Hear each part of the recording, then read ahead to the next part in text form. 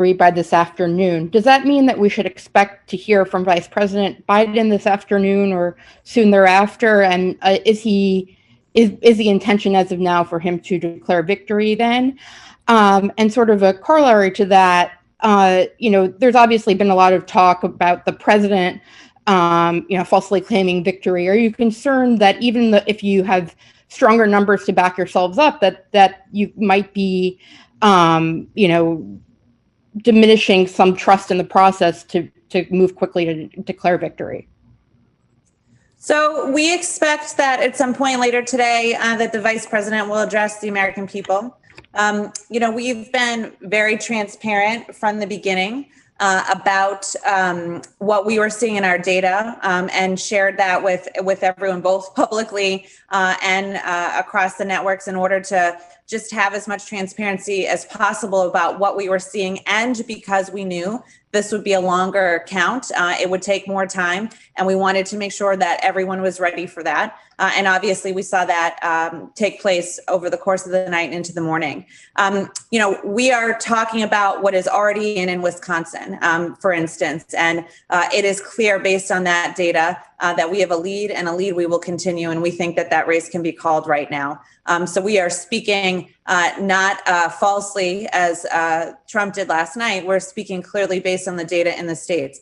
We expect, as I said, to see over the course of today, as more of Michigan comes in, as more of Georgia comes in, these races in these states be finalized. We think most of them will close to be being able to be called, though we do know, as I said, with Pennsylvania, that could take time into tomorrow. But if we carry the states that we're leading today that we talked about, we would get to 270 without Pennsylvania. So we feel very comfortable that, our job here and our goal here is to communicate what we're seeing, to do that clearly, to make sure our supporters understand what we're seeing, but it's also matching the data that's coming in from the states. And that's what we're basing this on, as every other analyst and media outlet is looking at this as well.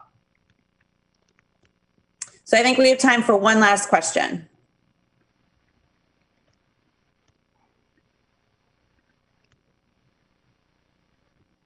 We have Trevor Honeycutt next.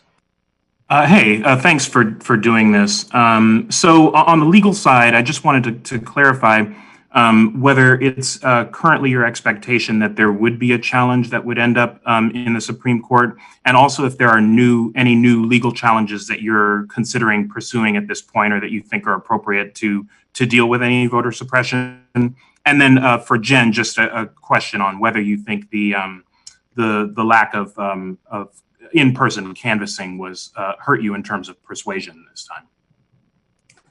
So I'll go first, and then I'll let Bob close it.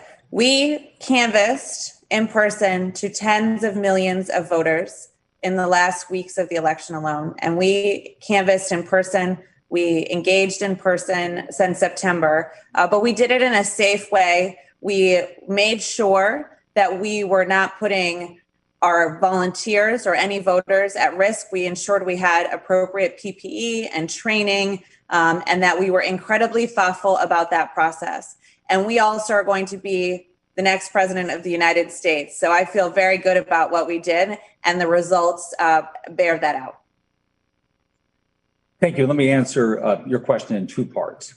The first is, can President Trump get to the Supreme Court? Well, of course, a lawsuit could be filed on whatever theory he concocts, and we've had a taste of what that might be, and he'll lose, and that'll be appealed. And then at the appellate level, he'll lose again, and he'll appeal and try to get the Supreme Court to hear his case.